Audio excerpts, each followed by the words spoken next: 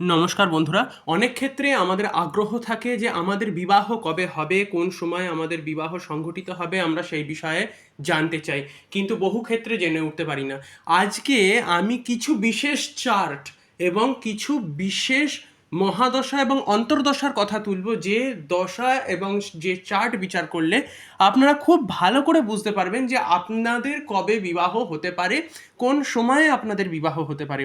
তো চলুন শুরু করা যাক আজকের এই ভিডিও। বিবাহের প্রধান ঘর হচ্ছে এটি। আপনাকে দেখতে হবে এখানে কোনো পাপ গ্রহ বসে আছে কিনা, এটা প্রথম। 2 নম্বর, আপনাকে দেখতে হবে যে এইখানে শুক্র শক্তিশালী কিনা, মানে এই যে লগ্ন চার্টে যেখানেই শুক্র বসে থাকুক না কেন, যে স্থানেই বসে থাকুক না কেন, শুক্র শক্তিশালী কিনা আপনাকে আগে সেটা দেখতে হবে। আর এইখানে কোন অধিপতি, সপ্তম ঘরে কোন অধিপতি বসে আছে, মানে কোন রাশি বসে আছে, মিথুন রাশি, বৃষ রাশি, কুম্ভ রাশি, মকর রাশি, কী বসে আছে সেটা দেখতে হবে।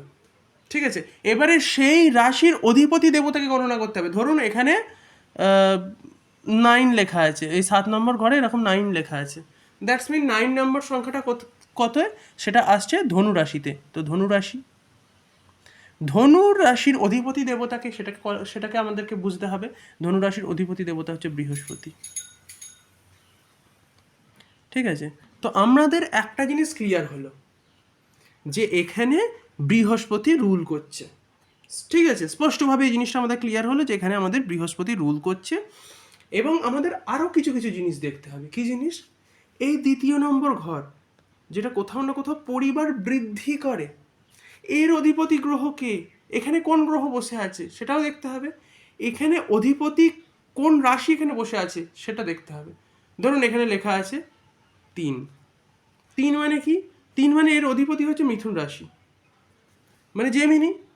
মিথুন রাশি এখানে বসে আছে। আর একটা কক্ষ দেখতে হবে, সেটা হচ্ছে 11 নম্বর কক্ষ। এটা কি? এটা ইচ্ছা পূরণের ঘর। আপনার ইচ্ছা কবে পূরণ হবে না হবে সেটা এখান থেকে বোঝা যায়। এখানে ধরুন লেখা আছে 7, মানে হচ্ছে কি তুলা রাশি। তো এখানে মিথুন রাশি, এর অধিপতি দেবতাকে বুধ। বুধ হচ্ছে এর অধিপতি দেবতা। এখানে 7 রেখা আছে, মানে তুলা রাশি। তুলা রাশির অধিপতি দেবতাকে শুক্র। ভালো করে বিচার করবেন, কিন্তু শুক্র হচ্ছে এর অধিপতি দেবতা। এইবারে আমাদেরকে আর কিছু কিছু বিষয় দেখতে হবে। প্রথমত দেখতে হবে যে এইটা হচ্ছে বৃহস্পতির আন্ডারে আছে, কারণ এখানে ধনুরাশি বসে আছে। এটা হচ্ছে বুধের আন্ডারে আছে, কারণ এখানে জেমিনি বসে আছে। আর এই স্থানে হচ্ছে শুক্রের আন্ডারে আছে। তো আমাদেরকে দেখতে হবে আমাদের বর্তমান মহাদশা কি চলছে, মানে আমাদেরকে মহাদশার ক্যালকুলেশনটা করতে হবে। সেই মহাদশাটা আজকাল আপনি বিংশোত্তরী মহাদশা সম্পূর্ণভাবে আপনাদের লগ্ন চার্ট থেকে আপনারা পেয়ে যাবেন। মানে আপনারা যখনই কোষ্ঠী দেখবেন, কুণ্ডলি চার্ট দেখবেন যখন কোনো সফটওয়্যারে ফেলে, তো সেখানে মহাদশা দেখবেন লেখা আছে, পুরো 120 বছরের মহাদশা আপনার পুরো স্পষ্ট ক্যালকুলেশনস করা আছে। আপনার জন্ম থেকে একটি নির্দিষ্ট সময় পর্যন্ত কি গ্রহের রাজত্ব চলবে, তারপরে ওই সময় থেকে অন্য সময় পর্যন্ত কোন গ্রহের মহাদশা চলবে, সেই বিষয়ে স্পষ্টভাবে সেখানে উল্লিখিত আছে। আপনাকে দেখতে হবে যে সেই মহাদশাটা বৃহস্পতির চলছে, শুক্রের চলছে, নাকি বুধের চলছে, কোনটার চলছে। আমি এটার উদাহরণের ভিত্তিতে বলছি কোনটা চলছে, আপনাকে সেটা দেখতে হবে। যদি দেখেন এই তিনটের ভেতরে কোনো একটা ক্ষেত্রে আপনাদের মহাদশা চলছে, তো বুঝতে হবে ওই মহাদশার মধ্যেই আপনার বিবাহ সম্পন্ন হওয়ার প্রবাবিলিটি বেশি। ঠিক আছে, এবারে কোন সময় সেই বিবাহ হবে বা কোন ক্ষেত্রে, কোন নির্দিষ্ট ক্ষেত্রে বিবাহ হতে পারে, সেটার জন্য আমাদের জানতে হবে গ্রহের গোচর। গোচর দেখতে হবে। সেই গোচরে আপনি স্পষ্টভাবে বুঝতে পারবেন যে আপনার ক্ষেত্রে বিবাহের স্থানটা কীরকম। যদি দেখেন সেই গ্রহের গোচর বা ট্রানজিট চার্ট, এক কথায় আমি আপনাদেরকে এখানে লিখে দিই, তাহলে আপনাদের ক্ষেত্রে সুবিধা হবে। আপনাদের যে ট্রানজিট চার্ট আছে সেটা দেখতে হবে। প্রথমে মহাদশা দেখলেন, মহাদশার ভেতরে হয়তো দেখতে পেলেন কোনো না কোনোভাবে বৃহস্পতির দশা চলছে, বৃহস্পতির ক্ষেত্র চলছে, ঠিক আছে। কিংবা কোনো না কোনো ক্ষেত্রে হয়তো দেখতে পেলেন শুক্রের মহাদশা চলছে বা বুধের মহাদশা চলছে, এই তিনটের ভেতরে যে কোনো কারোর একটা মহাদশা চলছে, এটা আপনি হয়তো দেখতে পেলেন।